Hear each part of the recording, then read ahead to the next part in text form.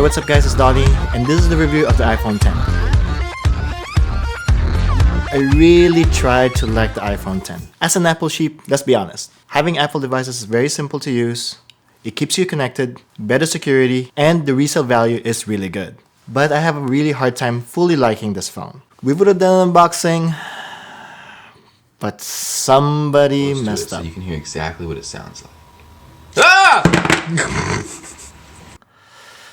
Yeah. I'm sure you all know the specs, but here's the specs if you want it. Here are the things I like about this phone. The design. Oh my god, the glass. It is reminiscent to the iPhone 4, which is the best designed iPhone in my opinion. The very shiny stainless steel that surrounds the glass is very comfortable to hold, but it does get very slippery. If you get the space gray version, it is definitely a phone for minimalists. If you do want to show off, then get the silver version. It has a pretty good weight for a phone, but of course, I prefer to get a case to protect your glass. The operating system is very simple. Actually, customization is not really important to me. It's very simple to use. You can hand an iPhone to anybody and they will know how to use it.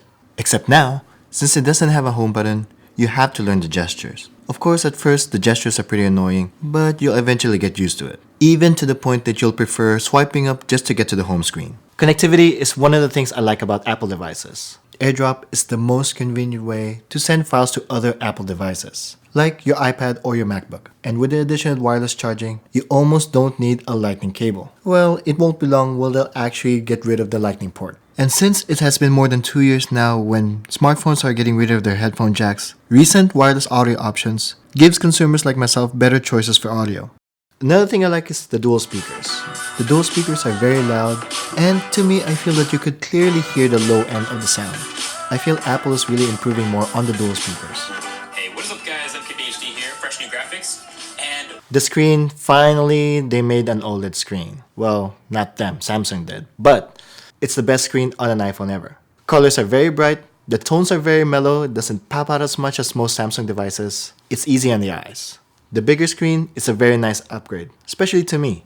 I usually have smaller phones. For me, I think the notch is pretty cool. It doesn't bother me at all whenever I watch in full screen. Actually, I think that notch is a pretty good design. It gives the iPhone 10 a pretty iconic look. The camera, you can't complain about the camera of course. The colors coming out from the photos are more natural. It may be not as sharp as the Pixel 2, but of course I'm impressed with the highlights and shadows of the photos coming from the iPhone. Portrait mode is really good on the iPhone 10. It's not as good in comparison to the Pixel 2. But because of the iPhone's TrueDepth camera system, you can take portrait modes on inanimate objects. In comparison to the Pixel kinda wants to find a face to lock into to take a portrait shot. I just hope Apple keeps us updated with upcoming updates with their camera, cause I'm sure everything will be tweaked with software. 4K videos of course is really clear, but of course it can't compare to a regular camera. You won't get as much detail with 4K video on an iPhone. But I'm really impressed at the slow motion function on the iPhone. It can take 200 frames per second and 120 frames per second videos at 1080p. This would make me use my iPhone for more slow motion shots compared to my regular camera that I use on YouTube. Now for the things I don't like. For some reason, Siri doesn't let me play my songs on Spotify. It's kinda annoying. It just lets me turn on the app, then I have to fiddle with the app myself. Compared to Android devices, you can tell Google Assistant to play a specific song on Spotify, it'll do it for you.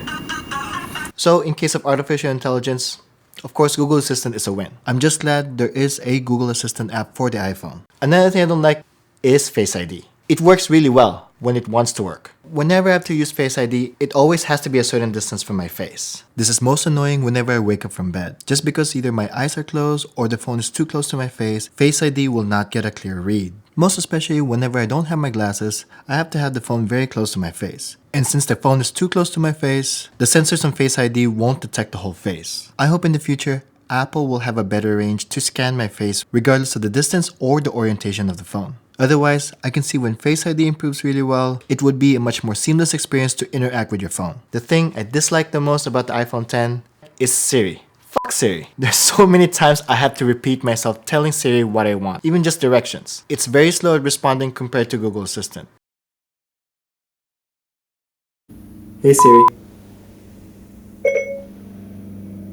Give me a map of Cerritos. Sorry, I don't know where that is.